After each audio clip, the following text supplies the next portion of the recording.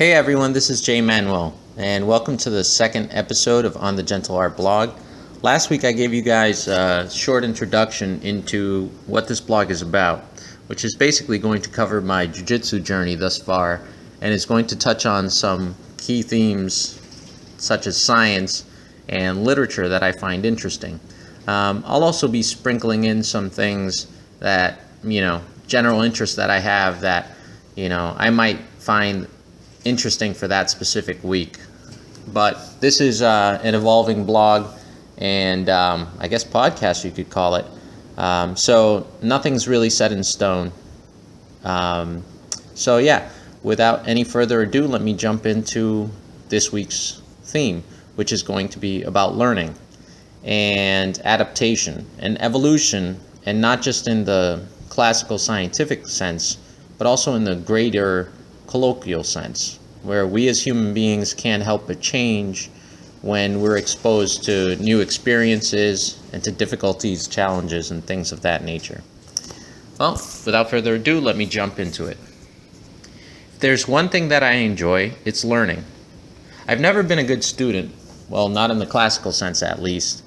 Just ask my Sunday school teachers. Then again, don't ask my Sunday school teachers. What I mean is that I've always despised sitting in a classroom, probably like many of you. The idea of sitting in stasis while a teacher drones on is almost unbearable. This may be due to some undiagnosed ADD, but I chalk it up to the ease with which I find boredom.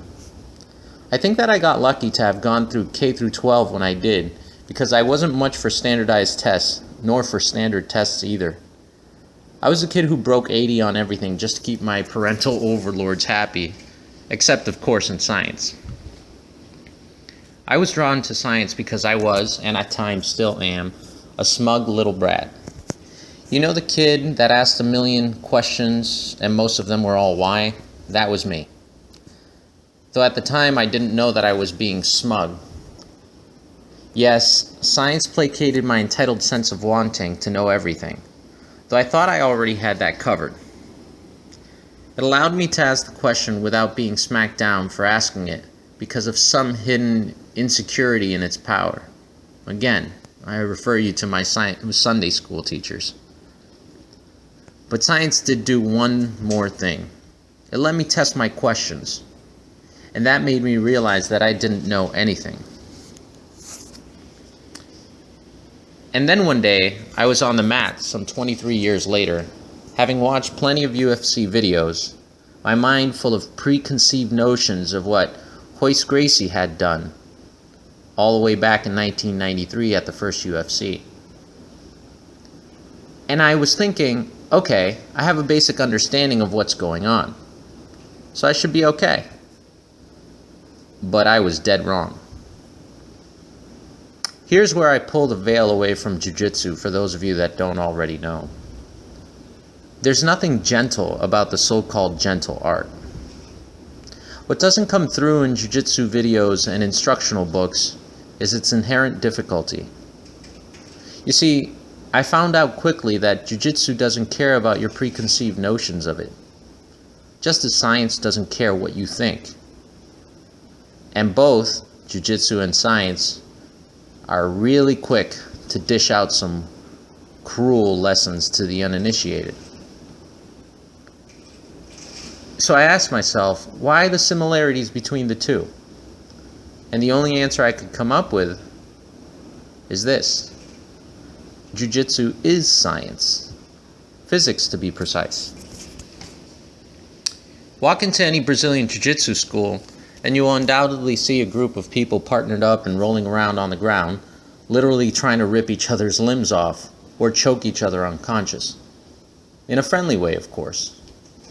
The key phrase being each other. They're actively doing this to each other. They're competing against one another, and no one is standing there being the willing dummy. Except, of course, during the time when the professor's trying to teach the technique. But after that, it's up to the individual student to put the technique into action against live opponents. You see, the other students are also trying to put the technique into practice against you at the same time. Let's just say that the result is often a furball of movement that results in stalemate. And therein lies the science. This is Newton's third law of motion in practice. The third law basically states, for every action, there's an opposite and equal reaction. Stalemate is the medium state of Jiujitsu. Although a lot of spectators might find it boring, which is why there aren't that many spectators to begin with, if I'm honest. But what they're missing is that Jiujitsu, this boring stalemate at times, is infinitely tiring, frustrating, and difficult. In this toil and frustration and adversity is where I believe truth is discovered. This is where hypothesis comes to be tested and buried, and where theory is ultimately revealed. The mat is a laboratory, and your body and the body of your opponent are parts of the experiment. When the buzzer sounds, signaling the end of the round, the experiment is over.